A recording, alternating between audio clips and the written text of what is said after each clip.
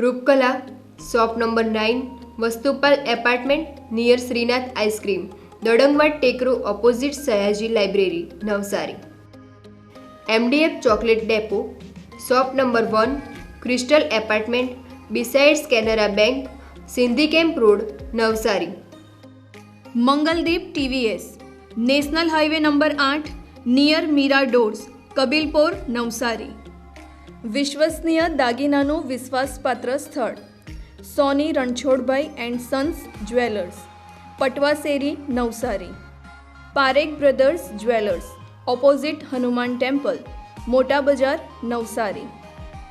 અક્ષર vision arena shop number 8 Shantinath complex Shantadevi road Navsari. New India bakery અમારી શાખા નવસારી મરોલી સુરત। નમસ્કાર દર્શક મિત્રો, આપ નિહાળી રહ્યા છો નવસારીથી પ્રસિદ્ધ થતી ન્યૂઝ ચેનલ N7 સમાચારોમાં હું નેન્સી મોદી આપનું સ્વાગત કરું છું। સમાચારોની શરૂઆત કરતા પહેલા એક નજર આજના મુખ્ય સમાચારો પર।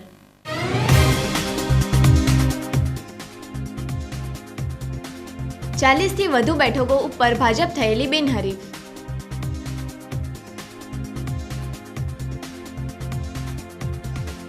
નવસારીમાં કોંગ્રેસને મોટો ફટકો, મેન્ડેટ મોડા પડતા ગણદેવી નગરપાલિકાની 18 સહિત જિલ્લાની 32 બેઠકો ગુમાવી। વાંસદાના ખેતરમાં ડ્રોન સર્વેલન્સ, ગાંજાના 94 છોડ સાથે યુવક પકડાયો।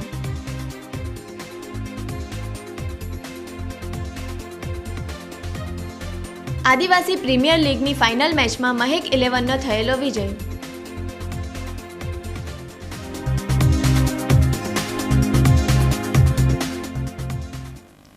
નવસારી જિલ્લામાં ભાજપની ચૂંટણી પહેલા જ પ્રચંડ જીત થઈ છે। ગણદેવી નગરપાલિકાના 21 ઉમેદવારો બિનહરીફ થયા હતા। નવસારી જિલ્લામાં સ્થાનિક સ્વરાજ્યની ચૂંટણીઓ 26 તારીખે યોજાવાની છે। ઉમેદવારી પત્રો ભરતી વખતે જ કોંગ્રેસનું હોમવર્ક કાચું પડ્યું હતું।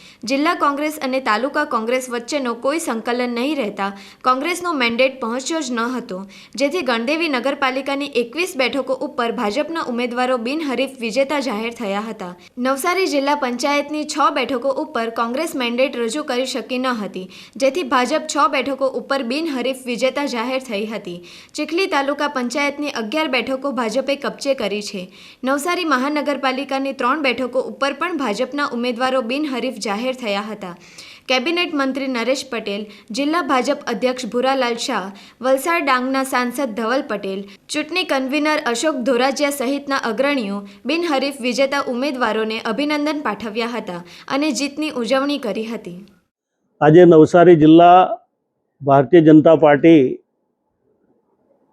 ની આખી ટીમને અભિનંદન આપું છું અને જનતાને વિશેષ આપું છું, એટલા માટે કે અમે સવારથી મારી સાથે અમારા અધ્યક્ષ ભાઈ શ્રી ભૂરાભાઈ, પ્રભારી શ્રી શંકરભાઈ, આપણા સંસદ સભ્ય ભાઈ શ્રી ધવલભાઈ, અમારા ચૂંટણી કન્વીનર અશોકભાઈ, એની સાથે અન્ય આગેવાનો સતત ચર્ચામાં હતા, લોકો સાથે પણ ચર્ચામાં હતા અને અત્યાર સુધીમાં જે રીતે મને માહિતી મળી છે એ પ્રમાણે 40થી વધારે લોકો બિનહરીફ થયા છે। 6 જેટલી જિલ્લા પંચાયત છે, 11 તાલુકા પંચાયતના અત્યાર સુધી આંકડા એટલે કે 2 દિવસ પહેલાના છે, હજુ પણ થવાની સંભાવના છે। ગણદેવી નગરની અંદર 21 જેટલા બિનહરીફ થઈ ગયા છે। મહાનગરમાં પહેલીવાર રચના થયા પછી મહાનગરની ચૂંટણી છે, ત્યાં પણ 3 જેટલા બિનહરીફ થયા છે। એટલે અત્યાર સુધીમાં અમારી પાસે 40થી પણ વધારે આંકડો દેખાય છે, હજુ પણ આમાં વધશે। એટલે નવસારી જિલ્લાની અંદર જે રીતે લોકોનો જે સહયોગ મળ્યો છે અને અમારા જે ઉમેદવારો પાર્ટીના મેન્ડેટ આધારે જેમણે વિધિસર ફોર્મ ભરેલા હતા એ વિધિસર બિનહરીફ થયા છે। હું ખૂબ ખૂબ નવસારીની જનતાનો પણ હું આભાર માનું છું, અમારા કાર્યકર્તાઓનો પણ આભાર માનું છું ને ખાસ કરીને વિજેતા થયેલા તમામ આ સભ્યોને ખૂબ ખૂબ અભિનંદન આપું છું। મને લાગે ત્યાં સુધીમાં જે રીતે નવસારીનું જે પરિણામ આવ્યું છે, અમને શરૂઆતથી જ એવું લાગતું હતું કે પૂરા નવસારીમાં વાંસદાથી લઈ ચીખલીથી લઈ ખેરગામથી લઈને જે ટ્રાઇબલ પટ્ટો છે ત્યાં પણ જબરજસ્ત માહોલ છે. આ વખતે અમે પૂરેપૂરી સીટ જીતવાના પ્રયત્ન કરીએ છીએ, એટલે બાકી રહેલી સીટો પણ અમે તમામ જગ્યાએ અમારા ઉમેદવારો જીતશે એવો મને પૂરો વિશ્વાસ છે. કારણ કે આ વખતનો માહોલ અને આદરણીય નરેન્દ્રભાઈ પ્રત્યે જે આદિવાસી હોય કે અન્ય સમાજ હોય ખૂબ ભરોસો છે. નગર હોય કે મહાનગર હોય ત્યાં પણ એટલું બધું વાતાવરણ સારું લાગે છે, કારણ કે ગુજરાત સરકાર અને ભારત સરકારના કરેલા કામો કોઈ વિગ્રહ નહીં, કોઈ રાજનીતિ નહીં, વિકાસની રાજનીતિ સાથે પાર્ટી આગળ વધી રહી છે. ને એટલા માટે જ લોકોને ખૂબ મોટો ભરોસો ભારતીય જનતા પાર્ટી પાસે છે. એટલે જ આ 40થી પણ વધારે બિનહરીફ થયા છે.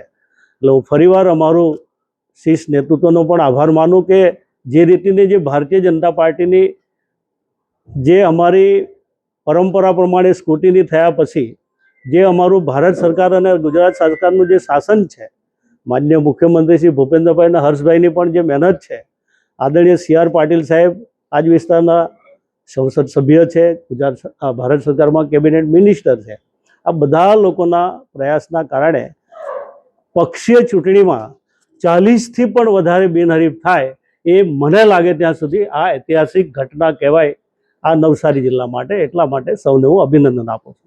હું એવું તો કહી શકતો નથી. આખરે હું જનતાને જસ આપું છું કે કોઈ નગરપાલિકાની અંદર 21 જેટલી બિનહરીફ કરી દેવી એ જનતાનો સહયોગ નહીં ત્યાં સુધી શક્ય નથી. નવસારી જિલ્લામાં સ્થાનિક સ્વરાજ્યની ચૂંટણીઓ પૂર્વે જ કોંગ્રેસ માટે માઠા સમાચાર સામે આવ્યા છે. પક્ષના સત્તાવાર મેન્ડેટ પાર્ટી ફોર્મ નિયત સમય મર્યાદામાં રજૂ ન કરી શકવાને કારણે જિલ્લાની કુલ 32 બેઠકો પરથી કોંગ્રેસે હાથ ધોવા પડ્યા છે.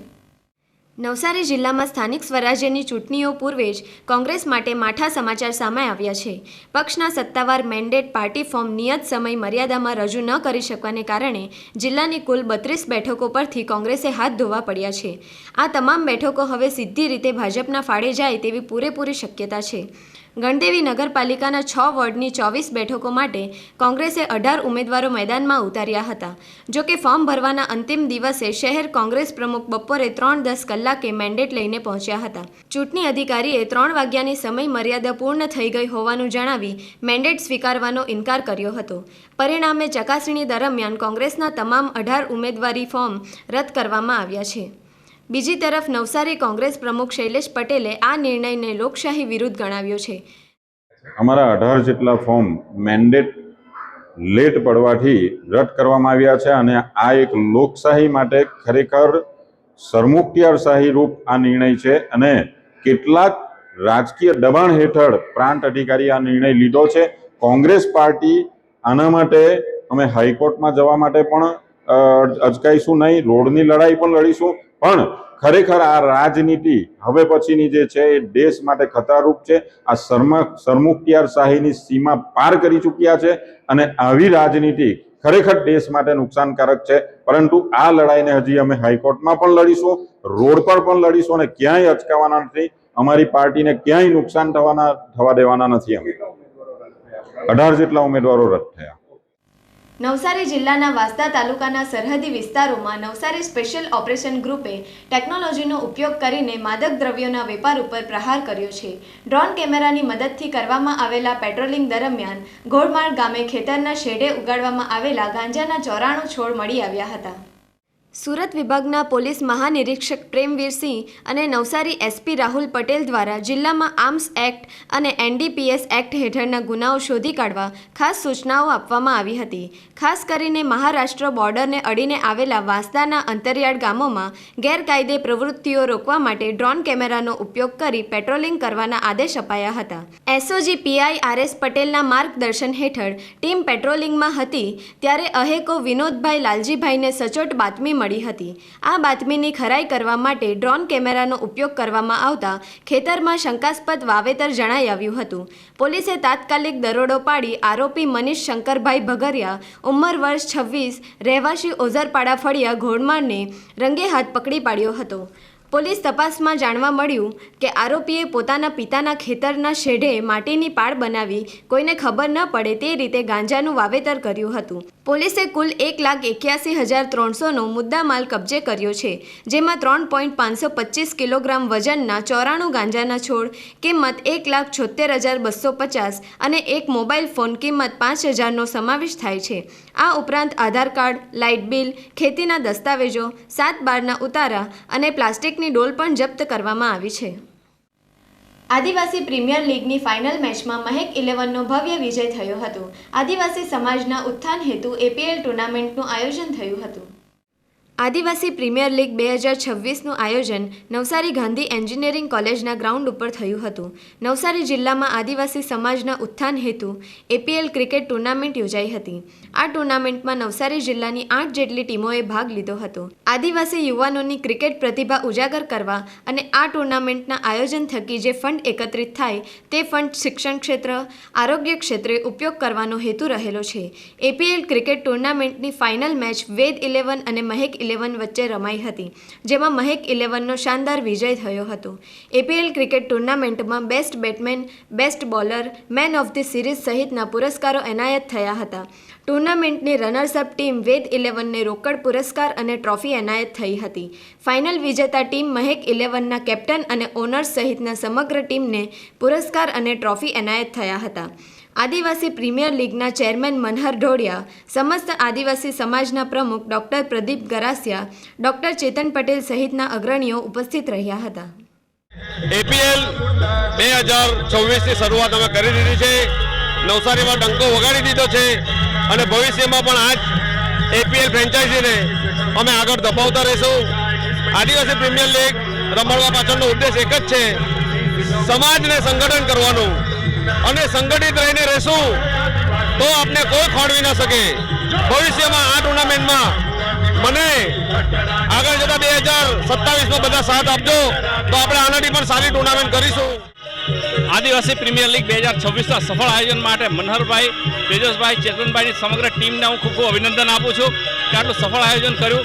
અને સાથે સાથે ખેલાડીઓએ જે ખેલદિલી દાખવી અને માનસિક અને શારીરિક રીતે જે મજબૂત બનીને બહાર આવ્યા છે એ માટે તમામ ખેલાડીઓને અભિનંદન આપું છું. અને સાથે સાથે ભવિષ્યની અંદર આ જે ખેલાડીઓ છે રાષ્ટ્રીય કક્ષા અને આંતરરાષ્ટ્રીય કક્ષાએ પણ જાય એ પ્રકારના પ્રયત્નો આપણે કરવા રહ્યા અને સમાજનું સંગઠન વધારે મજબૂત બને. અને આ જે ખેલાડીઓ છે અને સમગ્ર સમાજ છે એ શિક્ષણમાં, આરોગ્યમાં, રમતગમત દરેક ક્ષેત્રે આગળ વધે એવા અમારા પ્રયત્નો રહેશે. પ્રીમિયર લીગ 2026નું સફળ આયોજન થયું. ખેલાડીઓએ ઉત્સાહપૂર્વક ભાગ લીધો. જે ટીમ ઓનરોએ ભાગ લીધો એમનો પણ અમે ખૂબ ખૂબ આભાર વ્યક્ત કરીએ છીએ.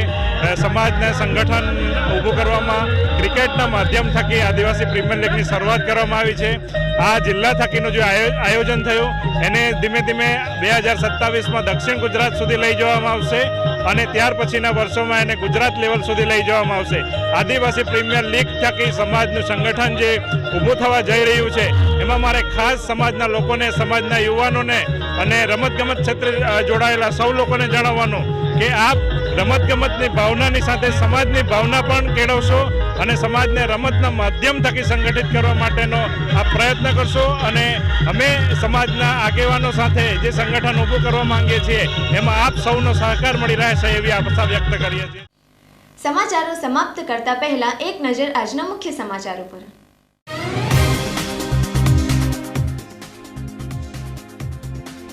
40થી વધુ બેઠકો ઉપર ભાજપ થયેલી બિનહરીફ.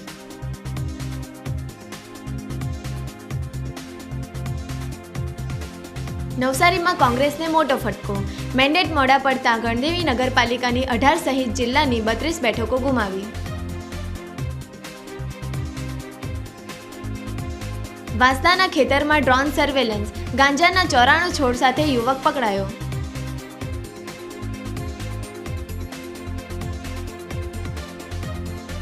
આદિવાસી પ્રીમિયર લીગની ફાઇનલ મેચમાં મહેક 11નો થયેલો વિજય.